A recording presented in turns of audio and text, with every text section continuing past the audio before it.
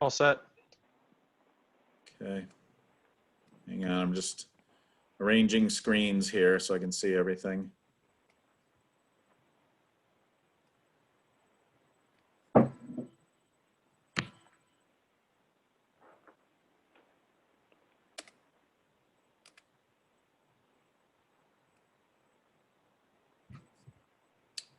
Okay, this is Mike McCoo, Chairman of the Board of Finance, calling to order the meeting of September 17th, 2020 of the Town of Willington Board of Finance at 7:06 p.m.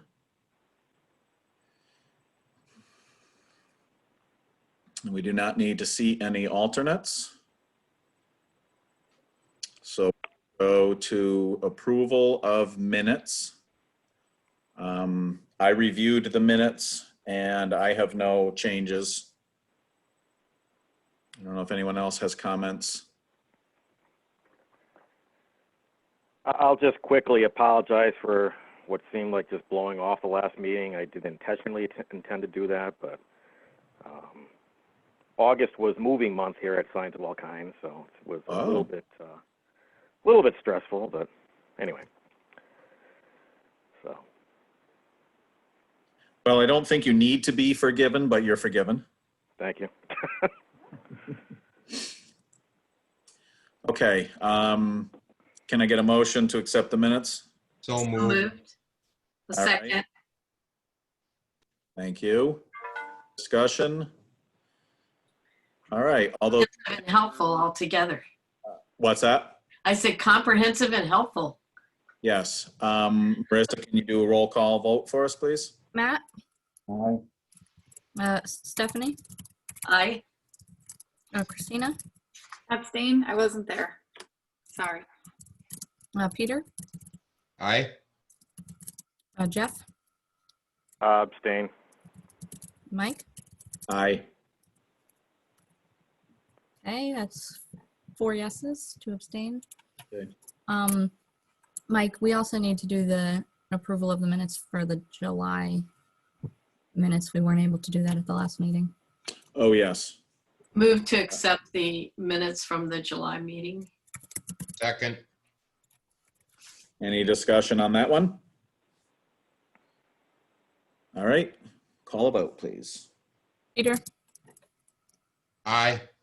Christina, Aye. Mike, Aye. Matt, Jeff, Aye. and Stephanie. Aye. Okay. Okay. Present to speak.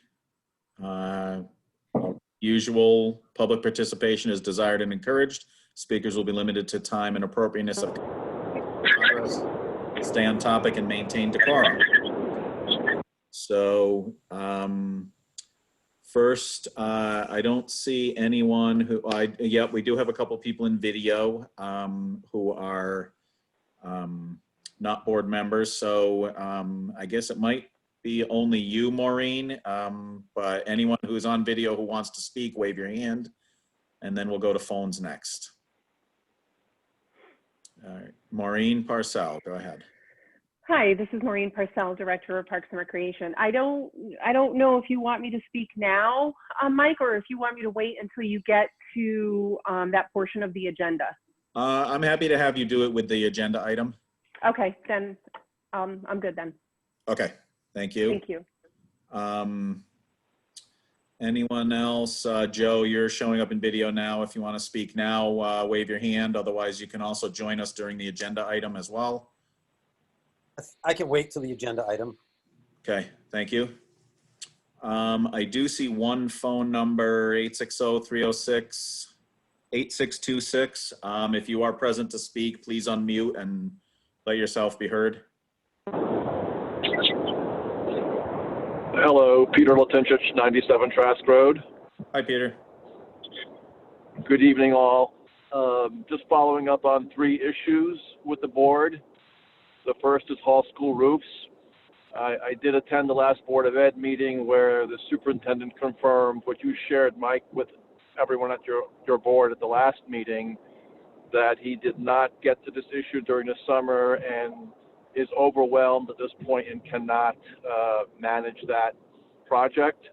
So I would respectfully ask the board to act tonight and direct our town engineer to assume that responsibility. I'm sure he's quite capable. My second issue is the MBR. That issue was also raised at the last Board of Ed meeting that I attended, and that falls into the same category. The superintendent has no time for this task. So I again request that the board act tonight and direct that task to the town financial manager, especially since we have twin issues of enrollment that may affect MBR. The reduction in the Region 19 enrollment that we experienced in this budget cycle, and now reduced enrollment based on what's happening with COVID. And I believe the superintendent reports our enrollment to the state of Connecticut in the month of October. So it behooves us to have the MBR sorted out so the town has a good baseline, and both these enrollment events should have a favorable impact on our MBR, which will help the town at budget time. So I'm sure the Board of Finance wants to move forward with this. Lastly, I would like to hear tonight where we are on the restructuring of the fund balance with our accounting firm and whatever suggestions they put forward, so that we're not vulnerable fiscally to our bargaining units or other entities that would view our fund balance as something to spend. Thank you very much. Thank you for your comments, Peter. Just in a quick response to that, school roof and MBR are not on the agenda tonight, so we'll see how we can manage those, but they aren't forgotten. I will assure you of that at a minimum. And capital is on our agenda tonight, your third comment. Thank you. Anyone else present to speak? Okay. Old business, public health crisis update, potential effect on municipal budgets. I did check yesterday and we were still stuck with the July numbers on unemployment. I didn't check today to see if there's anything new.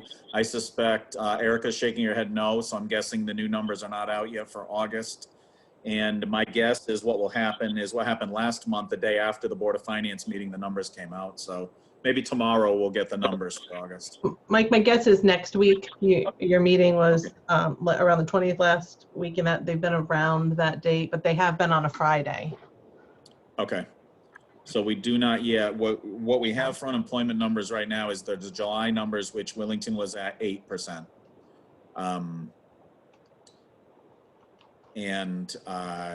You know, with a normal of 3.6, normal average of 3.6. So I have, whenever possible, availed myself of the opportunity to talk to local businesses, particularly some of the service businesses, the restaurants are all doing okay right now. How you evaluate what okay is, I'm sure is up to debate. But the restaurants are certainly talking about what happens in the winter, because one of the reasons they're okay right now is they're seating a lot of people outside. I don't know, Erica, if we have any updates yet on any of the reimbursement stuff, because that certainly will affect our expense line. I haven't seen any. I would defer to Donna. I don't believe we've received any reimbursements as of yet.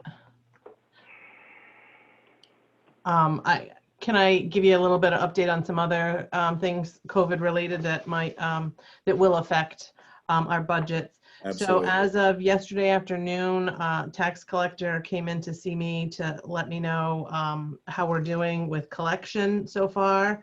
And I think I maybe spoke to you. I know I've shared this at the Board of Selectmen. So we're pretty on par with a typical collection year, and folks still have until October 1st to pay without interest. After that, the interest reverts back to July 1. So we are at 49% collection on real estate. So we would expect about half at this point in the ball game. 69% collection on motor vehicles and 60% collection rate on personal property. And that particular number, she said to me, is better than it's been in the past years. 60% at this point in the collection cycle. Okay, so in other words, right now, we're not seeing anything alarming from tax collection. No, we weren't after the beginning of August date, which would have been a typical date, which was very surprising to me. And so we're still on track. I will tell you, there are folks stopping in, making appointments regularly here to make payments. And, you know, every day we have stacks of payments in the mail. So folks are taking advantage of the extra time to pay. And we're right on. We currently, I'm trying to read her report. We're at just about $50,000 shy of $7 million collected. Okay, and just a clarification on the date.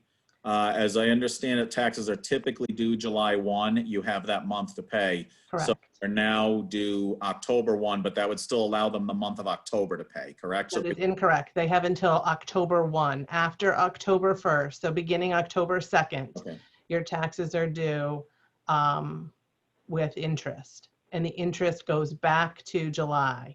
So you're not Okay, so accruing it was interest now really unless sort of you a don't pay. 2-month extension. Yes, if you want to, you get, there's kind of that leeway in July, but going from they went 3 months from the due date. So from July 1 to August. Okay. Yes. So it's essentially 2 months and a day, Yeah. basically, or whatever. And we haven't heard any information on a call with Collectors Association this week. They didn't seem to think there was any discussion about deferring the January payments. I specifically asked that. We haven't heard anything else at the state level, so I don't foresee that coming, but who knows? The other kind of update, as you know, we have a new tax collector, and this is a busy time. I'm sorry, a new town clerk, and a busy time with the election season. We're incurring some additional expenses because of changes in absentee balloting in that office. And while they may seem minimal, they're certainly not items that we budgeted for. So Robin has done some calculations based on projected expenses for ballots, the postage of sending the absentee ballot. The postage is covered on the application, but not the actual ballot itself. And then needing additional staff in that office to process what could be 60% of our elected voters voting by absentee ballot. And that, again, is just an estimate. We don't really know what we'll get.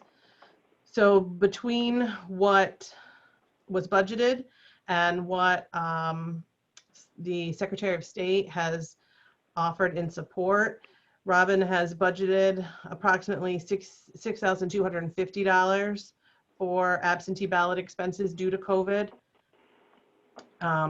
The Secretary of the State has said their plan to reimburse Willington based on their formulas is $1,829.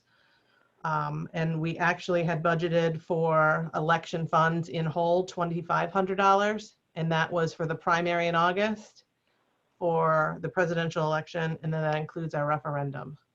So we are going to come up short there. I'm not coming to you asking for a transfer. We're not asking for any of that. We want to see how things play out and what we actually get reimbursed. The Secretary of State's office has also said they will make towns whole to cover all of the expenses specifically incurred because of absentee ballot changes in this cycle. So we will wait to see if that is in fact true. So when that washes out, I just kind of wanted to give you a heads up. So if we come back to you, and it's a small amount that we more than likely could find in an overall budget. But I just want to make you aware. So if we come back to you looking for some transfers for this department specifically, that you know what it's from. So we'll see. Okay, thank you. You're welcome. Anything else for COVID related effect on budget? No, some small expenses we're looking at, no longer using CHA to host our meetings because of the cost. None of us expected to be here at this point, so using a smaller one-time cost of purchasing licenses, and then you'd sign up for one of the Zoom accounts, similar to how you would sign up for a room here at the town office building to hold your meeting. So we're looking into that, and those are minimal costs, which I think we may be able to cover. We'll certainly submit them with COVID costs as well. Okay. Anything from other board members on this topic? Mike, would this be the Yes. time to ask the business manager to look into the minimum budget requirement? Because of the COVID, I see it as related only in that we're not getting it from the superintendent because of COVID and because of the changes due to COVID. He doesn't have the time to work on it. Yeah, I guess I can see that. I think probably a better way to do it, since this is a regular meeting, would be to vote to add it to the agenda. That's okay. I just was wondering when the appropriate time was. It was a question, not a statement. Right. So I'll make a motion that we add an agenda item. Hang on, I have to scroll down my agenda here. Could I ask a point of clarification on that? I thought Yes. the question about minimum budget requirement was from the last budget. And so would anything that we're doing for school year 2020 to 21, would that be, is that a different budget period? Is that collecting data for a future MBR? No, the current MBR calculation that is not yet resolved is for the fiscal year that we are already in. You are correct about that. So the fiscal year starting July 1 that we're in now. Okay. Unfortunately, this is the problem with MBR, is that it comes, the horse and the cart are out of order. Well, I thought it was based on the previous year's spending. So that's why I was, in other words, next year's MBR, next fiscal year, 21-22, would be the MBR that shows declining enrollment this year because of people not being in class or not choosing to go to school Yes. at the public schools. So Yes, the reduced would that affect enrollment. the next budget year? Yes, the reduced enrollment would apply to next July 1's budget. Okay. Again, cart and horse out of order, because that MBR calculation will of course happen after July 1 of the next year, which we will have already had to have an approved budget in place. So as important as it is, it's also in a very inconvenient order of business. So regarding that, I'll make a motion that we add MBR to the agenda as new business item number 2. Second.